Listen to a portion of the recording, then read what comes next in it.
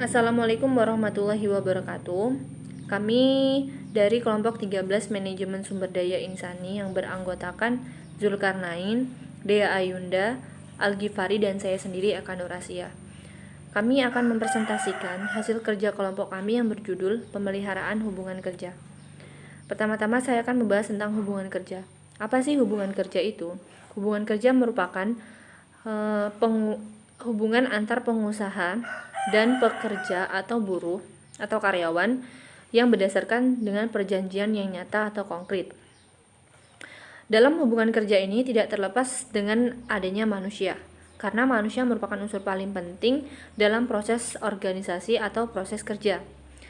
Dalam hal ini, manusialah yang dapat menentukan maju mundurnya suatu organisasi atau suatu proses kerja. Pada intinya, manusialah yang menjadi faktor penentu dalam suatu proses kerja. Dan di sini manusia perlu dikembangkan agar memiliki dedikasi yang tinggi. Yang kedua adalah pemeliharaan tenaga kerja. Pemeliharaan menurut Hasibuan adalah usaha untuk mempertahankan atau meningkatkan suatu kondisi fisik, mental, dan sikap karyawan agar tetap loyal dan bekerja produktif untuk menunjang tercapainya tujuan perusahaan.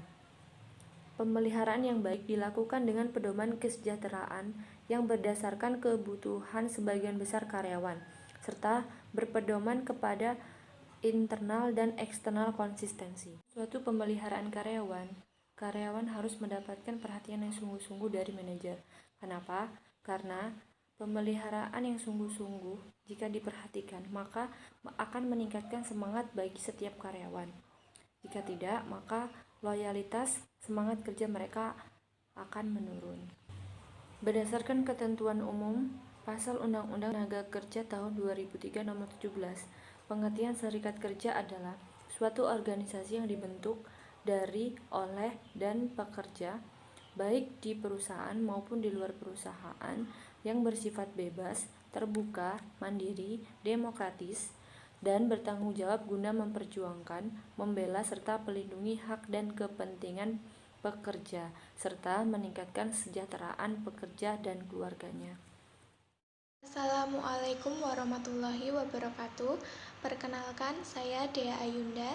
Di sini saya akan menjelaskan tentang fungsi serikat pekerja. Fungsi serikat pekerja sendiri dibedakan menjadi dua, yaitu berdasarkan Undang-Undang Ketenagakerjaan dan berdasarkan Undang-Undang Nomor 21 Tahun 2000 tentang Serikat Pekerja. Fungsi serikat pekerja berdasarkan Undang-Undang Ketenagakerjaan yang pertama yaitu menyalurkan aspirasi pekerja atau anggota secara demokratis. Yang kedua, mengembangkan keterampilan dan keahlian pekerja. Yang ketiga, ikut memajukan perusahaan. Dan yang terakhir, memperjuangkan kesejahteraan anggota beserta keluarganya. Kemudian, fungsi serikat pekerja menurut Undang-Undang Nomor 21 Tahun 2000 tentang Serikat Pekerja, yang pertama, pembuatan perjanjian kerja bersama atau PKB, yang kedua, penyelesaian perselisihan industrial, yang ketiga, mewakili pekerja di dewan atau lembaga yang terkait dengan urusan perburuhan, dan yang terakhir, membela hak dan kepentingan anggota serikat. Yang berikutnya, saya akan menjelaskan tentang pentingnya serikat pekerja bagi karyawan. Pentingnya serikat pekerja bagi karyawan yang pertama, untuk mendapatkan kompensasi yang layak. Yang kedua, mendapatkan kondisi kerja yang baik. Yang ketiga, mendapatkan haknya secara adil. Yang keempat, melindungi diri karyawan dari tindakan sewenang-wenang manajemen. Dan yang terakhir, untuk mendapatkan kepuasan kerja dan peluang untuk berprestasi. Jadi, mengapa serikat kerja itu penting? Karena untuk menghadapi berbagai permasalahan yang timbul saat bekerja, sekaligus mengantisipasi berbagai kemungkinan yang akan terjadi. Oleh karena itu, kita harus berjuang secara kolektif dan bersatu dalam satu wadah, yaitu serikat pekerja. Dengan demikian, kekuatan real pekerja akan dapat diwujudkan. Selain itu, dapat untuk meningkatkan pengetahuan dan pemahaman tentang berbagai permasalahan ketenagakerjaan, serta membangun kepedulian dan solidaritas sesama pekerja sebagai kaum pekerja agar merasa senasib dan sepenanggungan dalam menghadapi setiap permasalahan. Sekian dan terima kasih. Baik, Assalamualaikum warahmatullahi wabarakatuh.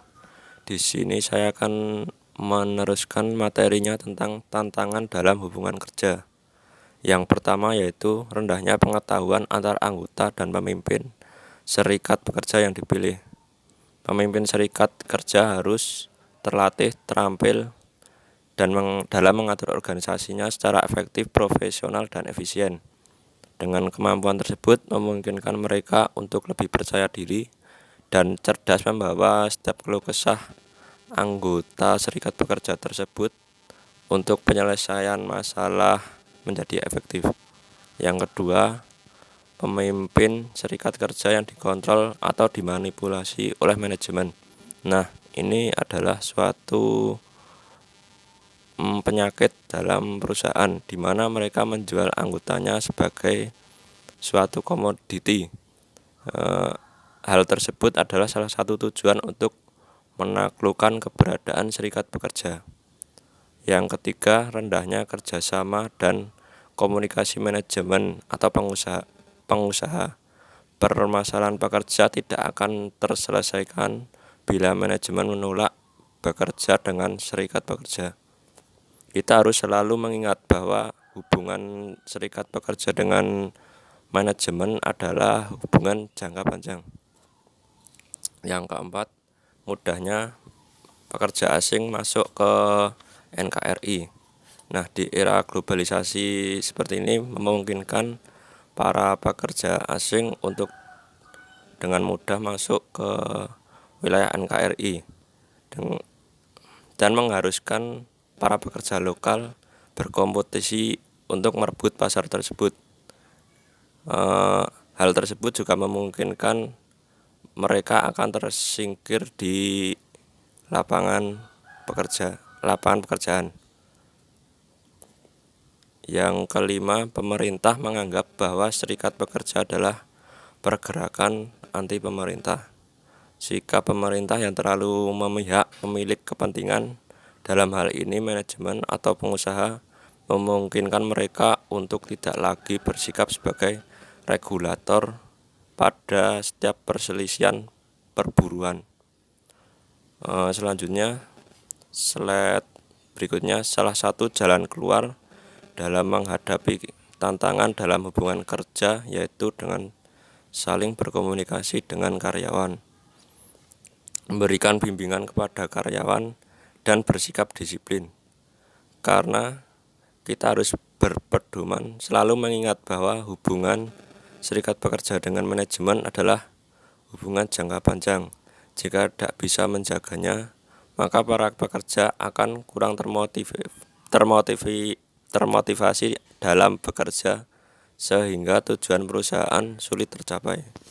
Selanjutnya, hubungan manajemen dengan serikat pekerja, yaitu kehadiran serikat pekerja untuk memformalkan hubungan antar karyawan, bahkan mengarahkan pada sentralisasi yang lebih besar berkaitan dengan keputusan karyawan oleh Departemen SDM untuk memastikan terjadinya perlakuan yang seragam di antara karyawan yang bergabung dalam serikat pekerja. Untuk sistem manajemen dengan serikat pekerja, yaitu pemerintah untuk melakukan perlindungan tindakan legal, sedangkan manajemen kepada serikat pekerja yaitu memberikan kesempatan kerja, dan serikat pekerja terhadap manajemen yaitu untuk memastikan kinerja yang lebih efektif.